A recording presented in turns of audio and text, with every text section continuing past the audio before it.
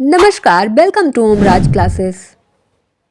आज का टॉपिक रहेगा, सबसे पहला टॉपिक अपॉइंटमेंट से रिलेटेड, किसका हुआ है, कहाँ हुआ है, कितने टाइम पीरियड तक के लिए हुआ है, ये देखेंगे।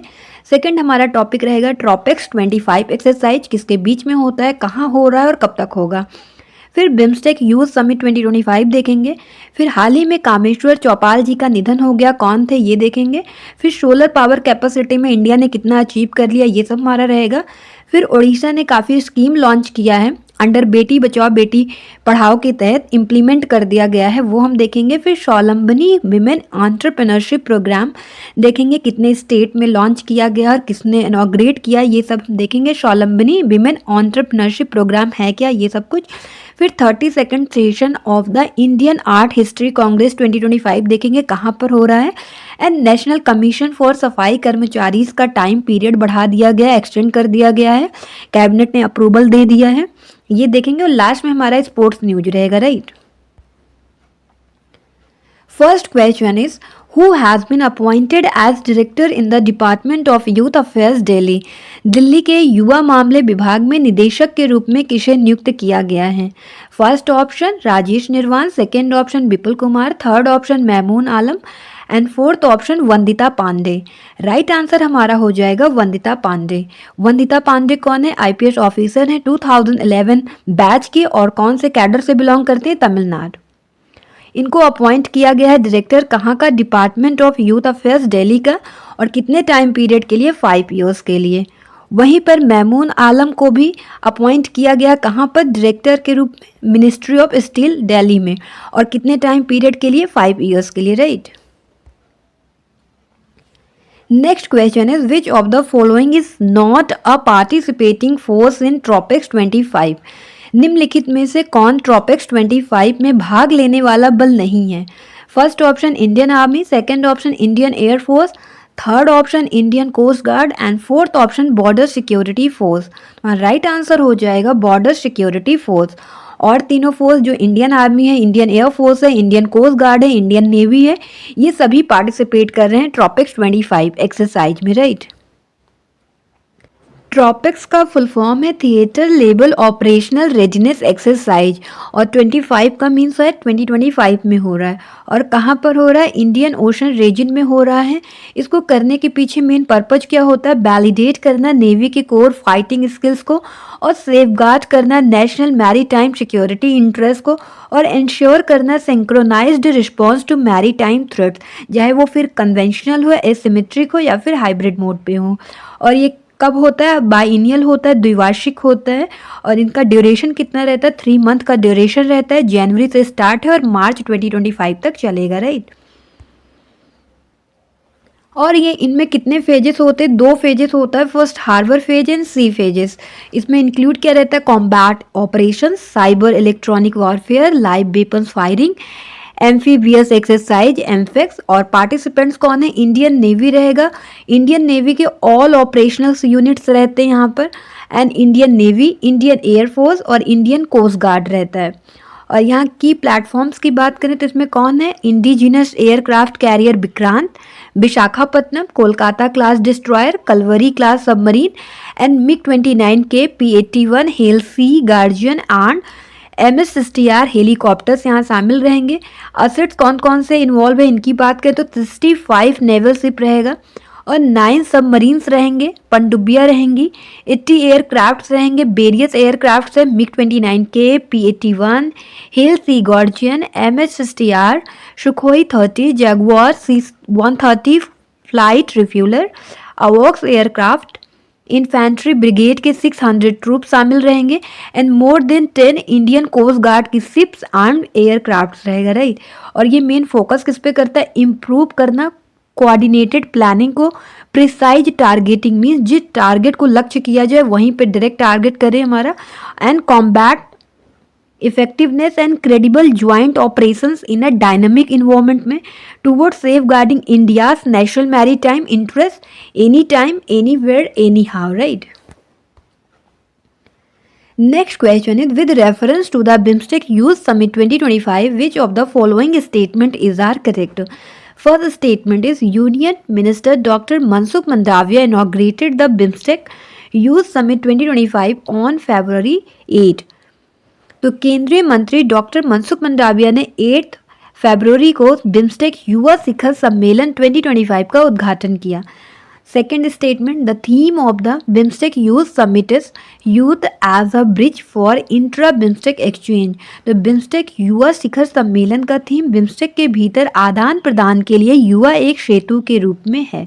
Select the correct answer select करना है। First option neither 1 not 2, second option both 1 and 2 and third option only 1, fourth option only 2। तो राइट आंसर हमारा क्या हो जाएगा?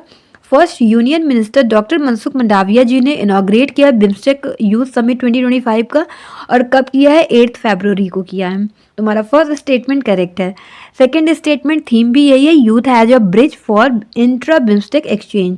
तुम्हारा सेकेंड स्टेटमेंट भी करेक्ट है। तो करेक्ट आंसर पूछा गया, तुम्हारा राइट आंसर हो जाएगा बोथ 1 and 2। तो बिम्स्टेक यूथ समिट 2025 कब से कब तक होगा? 7 फैब से स्टार्ट है और 11 फैब तक चलेगा। और ये कहाँ पर हो रहा है? गांधीनगर गुजरात में हो रहा है। और इसका इनॉग्रेशन कब किया गया? यही ध्यान में रखना कि 7 फैब से स्टार्ट है, बट इसका इनॉग्रेशन मनसुख मंडाविया जी के द्वारा कब किया गया? 8 फैब को किया गया। डाउट में नहीं रहना, अगर क्वेश्चन आएगा फिर रॉन्ग हो जाएगा, क्योंकि 7th 8th में आप कंफ्यूज हो जाएंगे, तो ध्यान में रखना है। और ऑर्गेनाइज किसके द्वारा किया जा रहा है? Department of youth affair, ministry of youth affairs and sports, government of India के द्वारा। और थीम क्या है? Youth as a bridge for intra BIMSTEC exchange. और प्राइमरी ऑब्जेक्टिव क्या है बिम्स्टेक यूथ समिट का? Facilitate the exchange of experiences and initiative among youth. तो युवाओं के बीच अनुभव और पहल की अदला बदली को प्रोत्साहित करना। एंड सेकेंड ऑब्जेक्टिव है harness the collective energy of young leaders to achieve shared goal. तो युवाओं की सामूहिक ऊर्जा को साझा लक्ष्यों की प्राप्ति की दिशा में लगाना। एंड थर्ड ऑब्जेक्टिव है contribute to achieving the united nation sustainable development goal.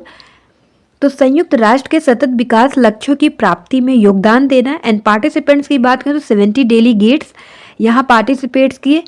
BIMSTEC nation के 7 नेशन है बिम्स्टेक में, तो वहाँ से सभी से 10-10 डेलीगेट्स आए यहाँ पर। तो यहाँ पर कौन कौन से सेशन हुए इसके तहत?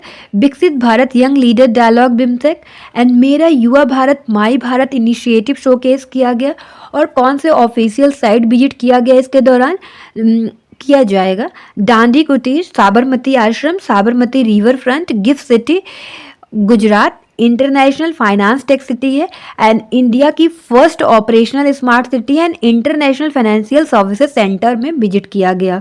और बिम्स्टेक क्या एक रीजनल ऑर्गेनाइजेशन है 7 नेशन का, जिसमें India, Bangladesh, Myanmar, Sri Lanka, Thailand, Nepal, Bhutan है, जो फोकस करता है कोऑपरेशन एंड शेयर्ड चैलेंजेस को, राइट।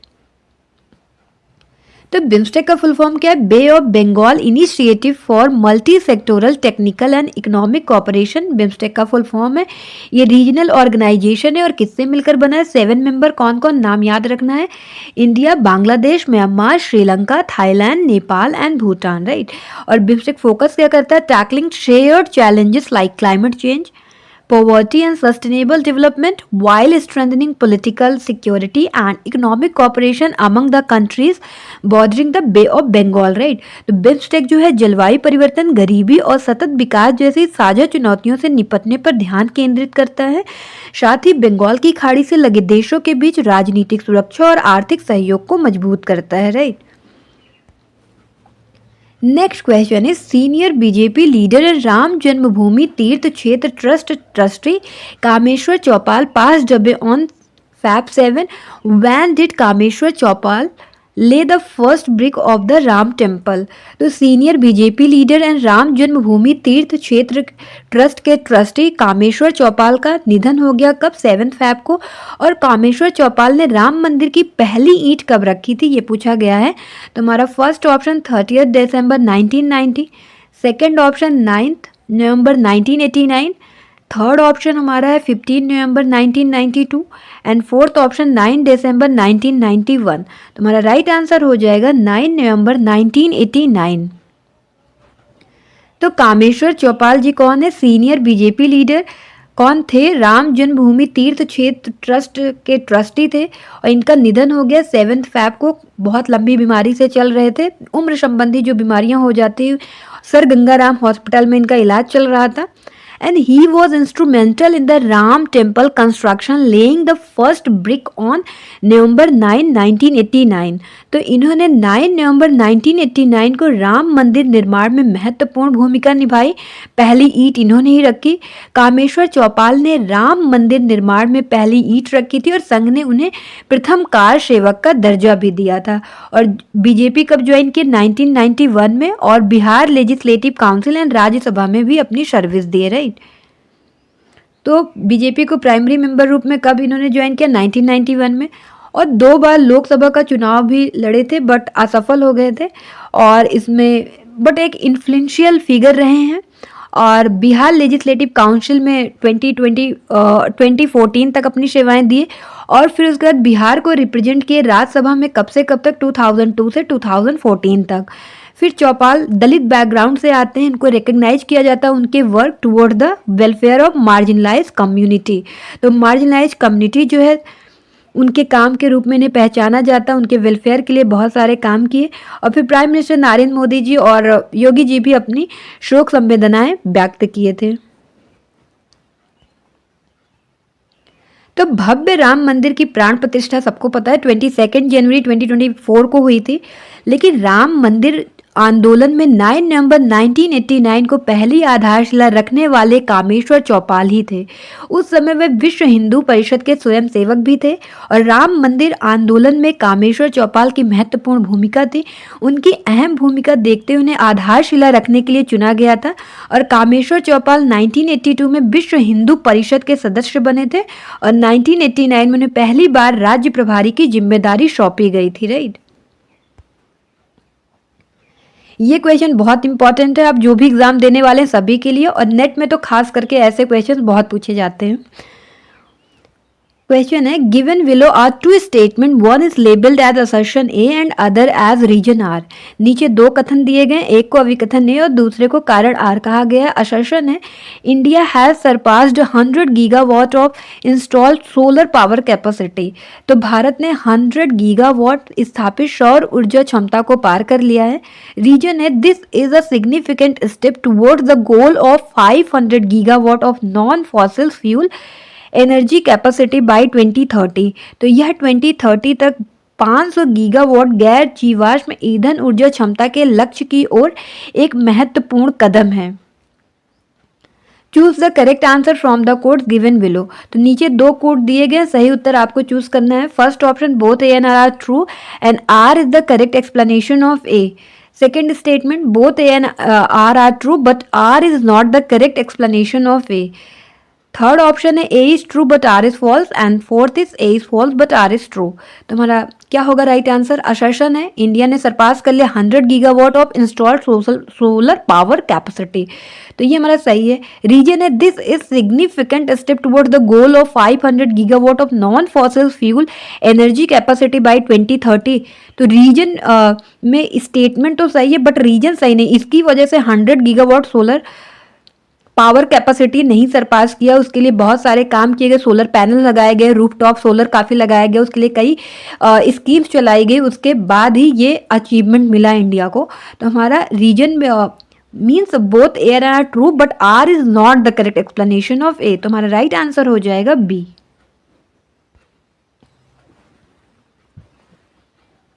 तो India achieves historic milestone of 100 gigawatt solar power capacity. हर लाइन से क्वेश्चन बन सकता है, ध्यान से सुनिएगा। India has surpassed 100 gigawatt of installed solar power capacity. तो भारत ने 100 गीगावाट स्थापित सौर ऊर्जा क्षमता को पार कर लिया है। This is a significant step towards the goal of 500 gigawatt of non fossil fuel energy capacity by 2030।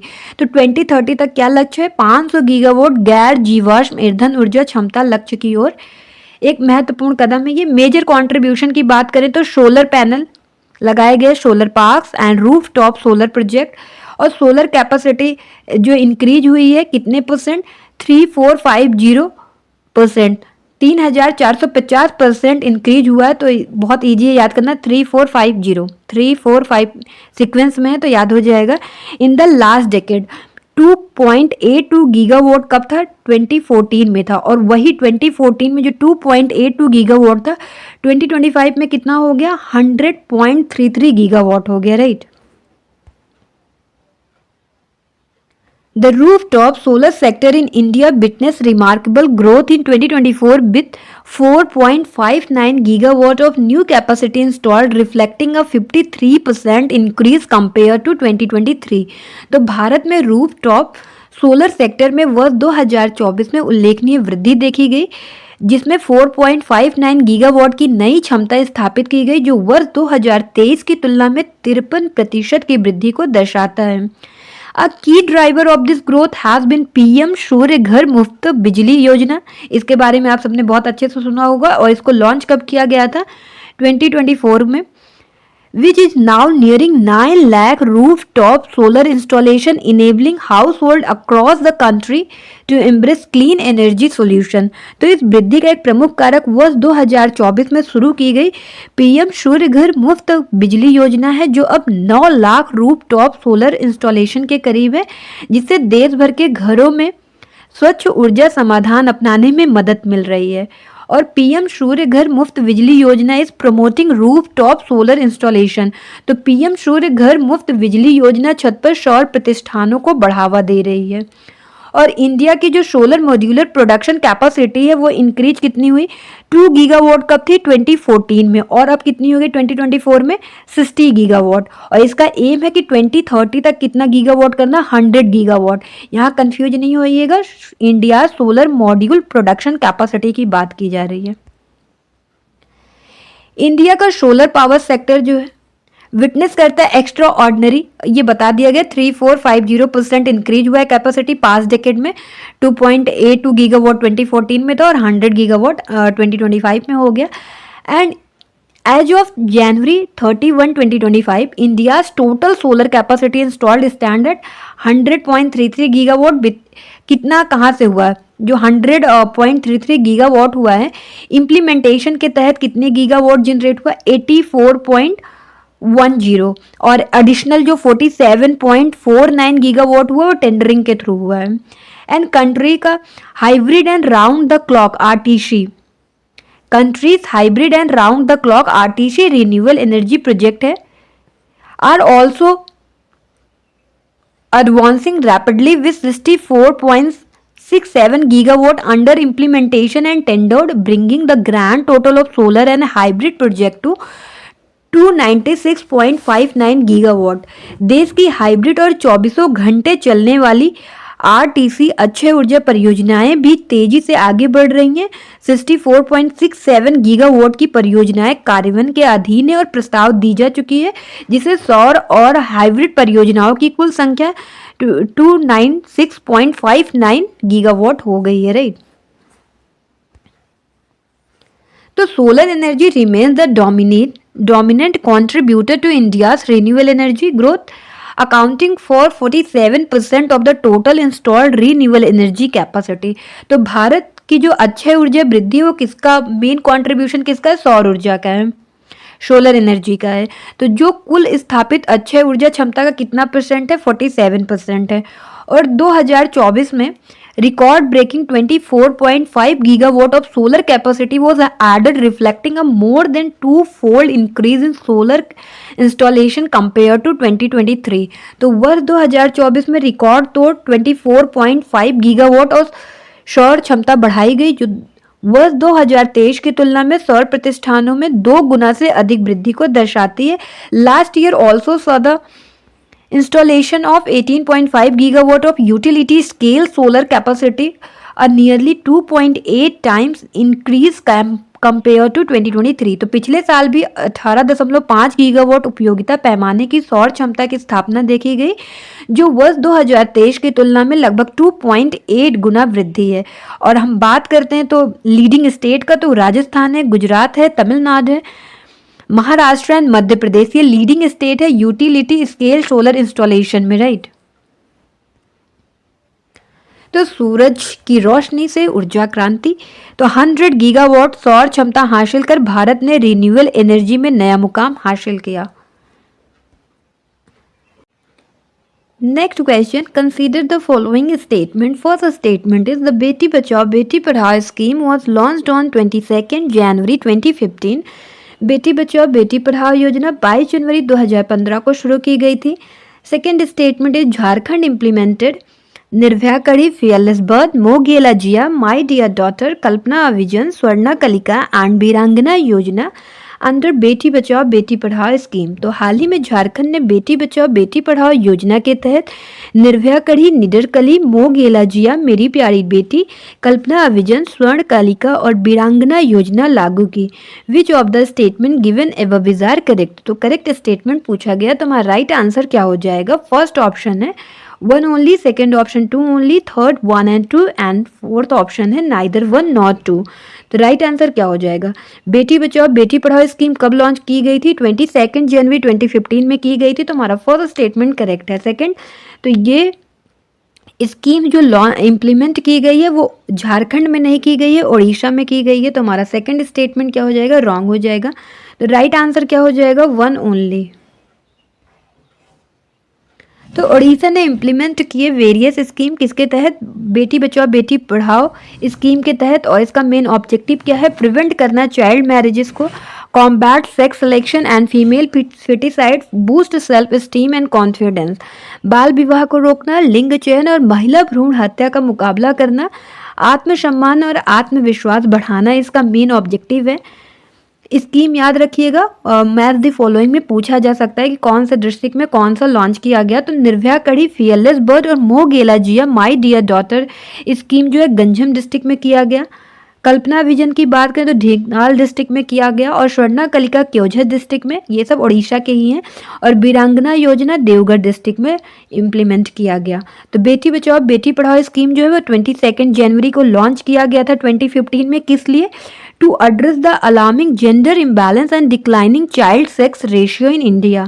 तो देश में लिंग असंतुलन और घटते बाल लिंग अनुपात को दूर करने के लिए 22 जनवरी 2015 को बेटी बचाओ बेटी पढ़ाओ योजना शुरू की गई थी. और ये अभी इसका 10th एनिवर्सरी चल रही है बेटी बचाओ बेटी पढ़ाओ स्कीम की.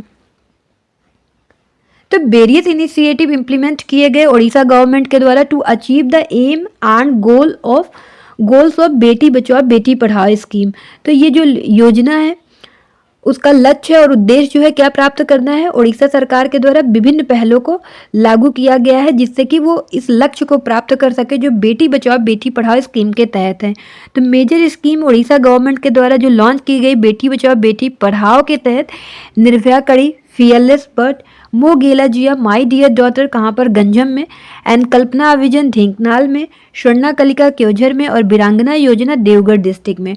And these schemes are launched for adolescent girl to make them say no to child marriage, to combat sex selection and female feticide, to continue their study with higher education and to boost self-esteem and confidence through martial art and self-defense techniques. right, ये सब बता दिया गया है. तो निर्भया कड़ी जो है उसको बोलते हैं द फियरलेस बर्ड. और मोगेला जिया को क्या बोलते हैं, माई लवली डॉटर. ये कहाँ पर लॉन्च किया गया, गंजम डिस्ट्रिक्ट में इम्प्लीमेंट किया गया. इसका मेन ऑब्जेक्टिव क्या है, empowerment of girls, combat sex selection and female foeticide. तो नारी सशक्तिकरण, लिंग चयन और महिला भ्रूण हत्या का मुकाबला करना इसका मेन ऑब्जेक्टिव है. टारगेट ग्रुप की बात करें तो अडोलसेंट गर्ल्स जिनकी एज 11 to 18 के बीच में है. अचीवमेंट की बात करें तो गंजम डिस्ट्रिक्ट जो है उसको डिक्लेयर कर दिया गया है चाइल्ड मैरिज फ्री. कब से, 3 जनवरी 2022 से. और अवेयरनेस प्रोग्राम की 4,50,000 स्टूडेंट्स फ्रॉम कितने गवर्नमेंट स्कूल से, 3,614 गवर्नमेंट स्कूल से made a public declaration against child marriages. तो 3,614 सरकारी स्कूलों के 4,50,000 छात्रों ने बाल विवाह के खिलाफ सार्वजनिक घोषणा की. राइट. फिर सेकेंड हमारा ढेंकनाल डिस्ट्रिक्ट में कल्पना अविजन स्कीम. इसका ऑब्जेक्टिव क्या है, tracking and monitoring adolescent girls preventing child marriages. तो किशोर लड़कियों का ट्रैकिंग और मॉनिटरिंग करना और बाल विवाह की रोकथाम. और इनके टारगेट ग्रुप की बात करें तो अडोलसेंट गर्ल हैं जिनकी एज 10 to 19 है. अचीवमेंट की बात करते हैं 343 child marriages prevented between 2019 to 2024. तो 2019 से 2024 के बीच में 343 बाल विवाह रोके गए. और 1211 विलेजेस में ये प्रोग्राम ऑर्गेनाइज किया गया, राइट। तो स्वर्णा कलिका स्कीम कहाँ पर इम्प्लीमेंट किया गया? क्योंझर डिस्ट्रिक्ट में। इसका ऑब्जेक्टिव क्या है? Raise awareness about the harmful effect of child marriages. तो बाल विवाह के दुष्प्रभाव के बारे में जागरूकता बढ़ाना, और इसका अचीवमेंट यही है कि 50% रिडक्शन हो गया चाइल्ड मैरिजेस में। तो बाल विवाह में कितने की कमी आई? 50% की। टारगेट ग्रुप में adolescent girls and community leaders हैं, किशोर लड़कियां, सामुदायिक नेता इनके टारगेट ग्रुप्स एंड वीरांगना योजना कहाँ पर? देवघर डिस्ट्रिक्ट में। इसका ऑब्जेक्टिव है boost self esteem and confidence through martial arts and self defence techniques. तो आत्मसम्मान और आत्मविश्वास बढ़ाना मार्शल आर्ट और आत्म रक्षा तकनीक के माध्यम से। यहाँ पर इस प्रोग्राम के तहत only self spray, paper spray के बारे में नहीं बताया गया, और भी सारे सेल्फ डिफेंस के बारे में और भी टेक्निक्स बताई गई, जिससे कि जो छात्र हैं उनके अंदर, छात्राओं के अंदर बूस्ट हो सके, उनका सेल्फ स्टीम, जो आत्मविश्वास और कॉन्फिडेंस है वो बढ़ सके इसके लिए। और ओवर 500 अडल्ट्स एंड पार्टिसिपेंट थे 30 डेज ट्रेनिंग कैंप में। तो 500 से अधिक किशोरियों ने 30 दिवसीय प्रशिक्षण शिविर में भाग लिया, और इन लोग को अवार्ड भी दिया गया, SKOCH अवार्ड से इन्हें सम्मानित भी किया गया। Next question is consider the following statement regarding Swavalambini programme. तो first statement, union minister Jayant Chaudhary launch the Swavalambini women entrepreneurship programme. केंद्रीय मंत्री जयंत चौधरी ने स्वावलंबनी महिला उद्यमिता कार्यक्रम का शुभारंभ किया। Second statement, the Swavalambini programme is implemented in Assam, Meghalaya and Sikkim और मिजोरम। तो स्वावलंबनी कार्यक्रम असम, मेघालय और सिक्किम और मिजोरम में लागू किया गया। Which of the statement given above is are correct. तो करेक्ट स्टेटमेंट पूछा गया है, क्या होगा? फर्स्ट स्टेटमेंट हमारा करेक्ट है, जयंत चौधरी ने लॉन्च किया स्वावलंबनी विमेन एंटरप्रेन्योरशिप प्रोग्राम। और कहाँ पर किया गया इम्प्लीमेंट? कहाँ किया गया? असम, मेघालय, सिक्किम और मिजोरम। तो सिक्किम में नहीं किया गया, असम, मेघालय और मिजोरम में किया गया। तो असम, मेघालय और मिजोरम में लागू हुआ। तो हमारा सेकेंड स्टेटमेंट क्या हुआ? रॉन्ग हो गया, क्योंकि सिक्किम में नहीं किया गया। तो करेक्ट पूछा गया, तो राइट आंसर क्या हो जाएगा? 1 only.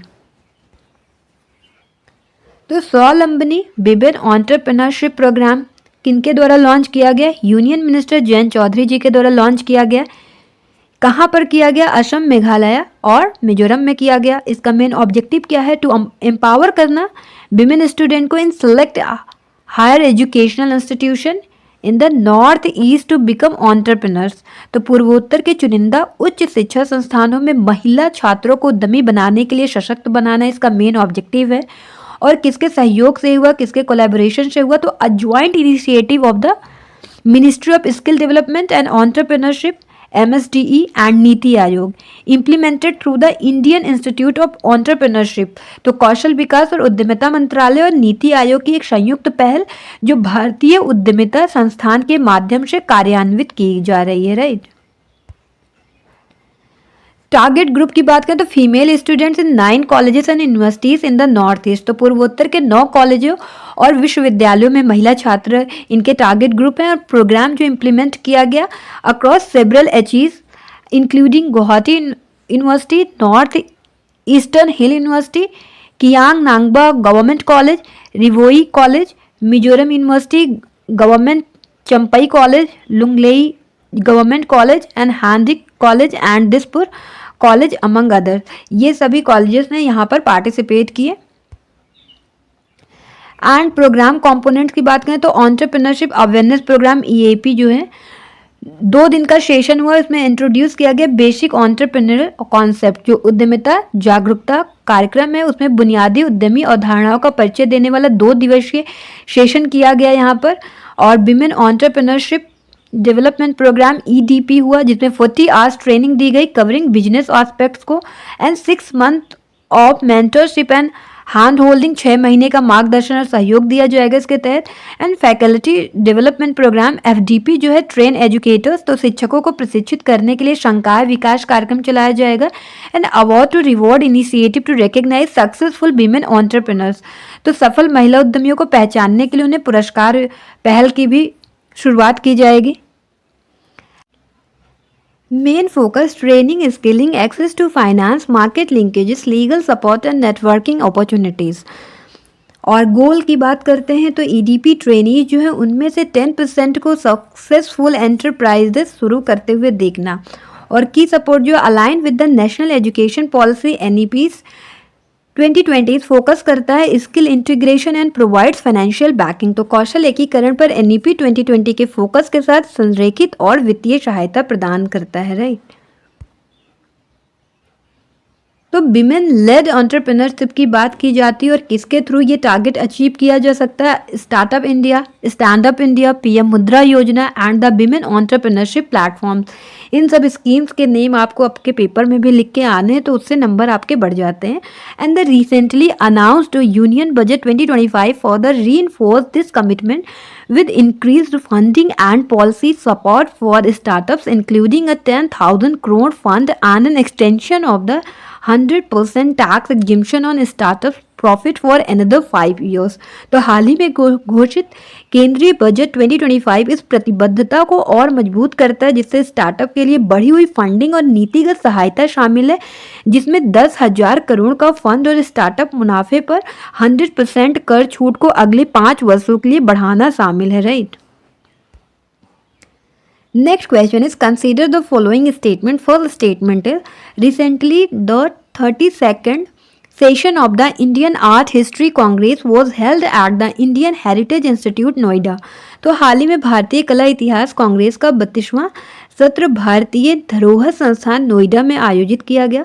Second statement, the theme of this years session is rendering of Indian इपिक्स of art and culture. तो इस वर्ष के सत्र का विषय भारतीय महाकाव्यों का कला और संस्कृति में चित्रण है। And third statement, the headquarter of the Indian Art History Congress is located in Lucknow. भारतीय कला इतिहास कांग्रेस का मुख्यालय लखनऊ में स्थित है।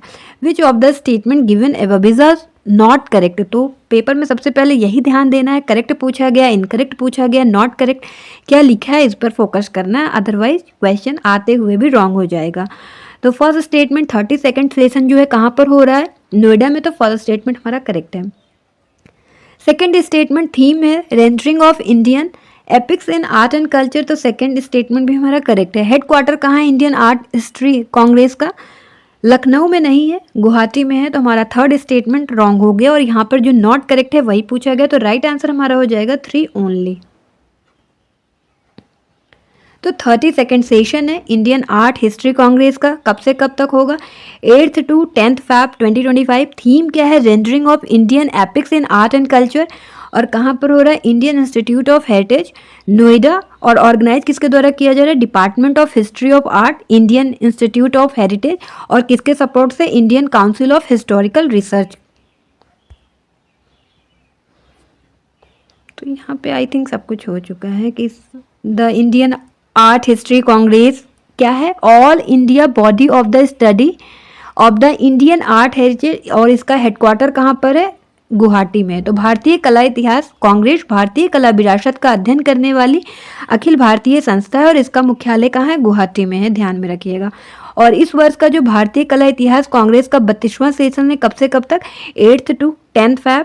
और संस्कृति मंत्रालय के तहत किया जा रहा है। भारतीय विरासत संस्थान नोएडा और डीम्ड विश्वविद्यालय द्वारा आयोजित किया जा रहा है।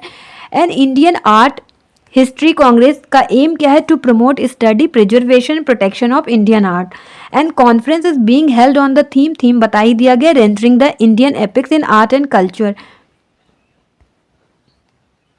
एंड कॉन्फ्रेंस का aim to platform that brings together conversation on the various forms of artist and performative representation of the epics.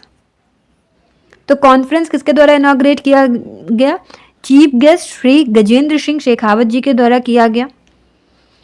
और ये कौन है? Union minister of culture and tourism and chancellor Indian heritage of Indian Institute of Heritage के। The conference will explore the artistic performative representation of Indian epics like Ramayan and Mahabharat, right. कला का अनुभव उम्र से परे है। कला के प्रति रुचि को बढ़ावा देने, इसके संरक्षण और इसे संजोने के लिए समर्पित भारतीय कला इतिहास कांग्रेस गुवाहाटी ने लक्ष्य तक पहुंचने के लिए अनुभवी और युवा दोनों प्रकार के विद्वानों को समान रूप से शामिल किया है, right. Next question is consider the following statement. First statement is the tenure of the national commission for सफाई कर्मचारी हैज बीन एक्सटेंडेड अंटिल 31 मार्च 2028 तो सफाई कर्मचारी आयोग के कार्यकाल को 31 मार्च 2028 तक बढ़ा दिया गया है। Second statement, the national commission for सफाई कर्मचारी एक्ट 1993 वॉज इनैक्टेड इन जुलाई 1993। तो राष्ट्रीय सफाई कर्मचारी आयोग अधिनियम 1993 को जुलाई 1993 में अधिनियमित किया गया था। Select the correct answer from the codes given below. First option neither 1 nor 2, B option both 1 and 2 and third option only 1, fourth option only 2। तो राइट आंसर क्या हो जाएगा? एक्सटेंड किया गया है 31 मार्च 2028 तक के लिए, तो ये हमारा फर्स्ट करेक्ट है। सेकंड, इनैक्ट कब हुआ है? जुलाई 1993 में, नहीं सितंबर में हुआ है, तो हमारा सेकंड स्टेटमेंट क्या हो गया? रॉन्ग हो गया। तो राइट आंसर क्या हो जाएगा? ओनली 1 करेक्ट आंसर पूछा है, ये भी ध्यान देना। बैकग्राउंड की बात करें तो नेशनल कमीशन फॉर सफाई कर्मचारी एक्ट 1993 है। इनैक्ट कब किया गया? सितंबर 1993 को। ये एक स्टैट्यूटरी नेशनल कमीशन फॉर सफाई कर्मचारी फर्स्ट कब कॉन्स्टिट्यूट किया गया? अगस्त 1994 में किया गया। तो यूनियन कैबिनेट ने अप्रूव कर दिया है 3 ईयर एक्सटेंशन किसका? नेशनल कमीशन फॉर सफाई कर्मचारी का। कब से कब तक? 31 मार्च 2025 से 31 मार्च 2028 तक के लिए। और इस पर कितना खर्च आएगा एक्सटेंशन से? 50.91 करोड़ का आएगा, राइट। ऑब्जेक्टिव इसका क्या है? तो एक्सटेंशन का ऑब्जेक्टिव है facilitate the socio economic upliftment of sanitation workers, improve working condition in the sanitation sector and achieve zero fatalities during hazardous cleaning. तो इस विस्तार का जो उद्देश्य है सफाई कर्मचारियों के सामाजिक आर्थिक उत्थान को सुगम बनाना, स्वच्छता क्षेत्र में काम करने की स्थिति में सुधार लाना और खतरनाक सफाई के दौरान शून्य मृत्यु दर प्राप्त करना है, राइट। तो फंक्शन क्या है नेशनल कमीशन फॉर सफाई कर्मचारी के? Recommending programme to eliminate inequalities faced by safai कर्मचारी। तो जो सफाई कर्मचारी उनके सामने जो भी असमानताएं आती हैं, जो भी चैलेंजेस आते हैं, उसको दूर करने के लिए कार्यक्रमों की सिफारिश करना, रिकमेंड करना। And second, studying and evaluating the implementation of social and economic rehabilitation programme and scheme.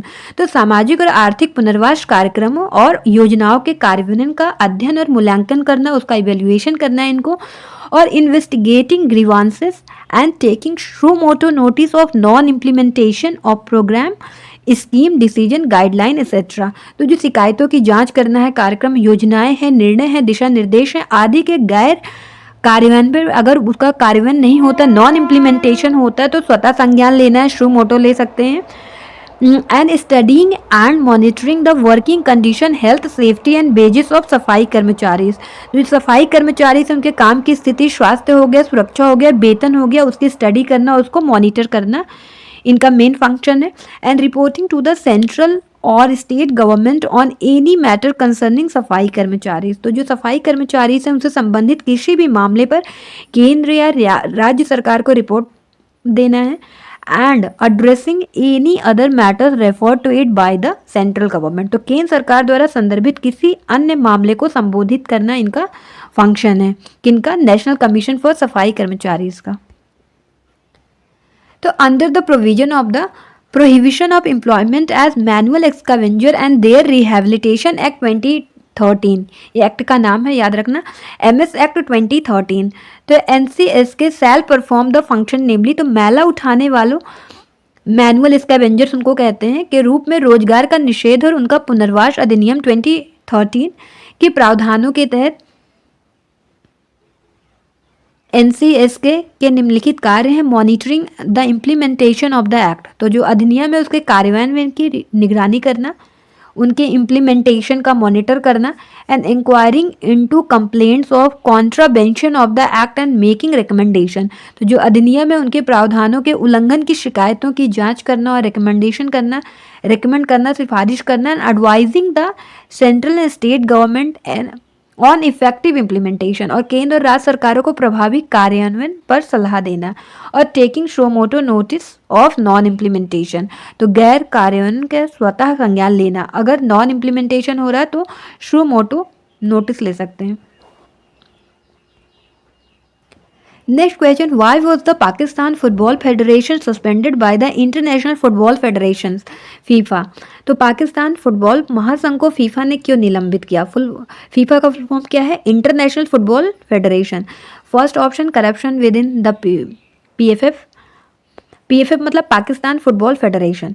And second option है failure to amend its constitution, अपने संविधान में संशोधन करने में विफलता।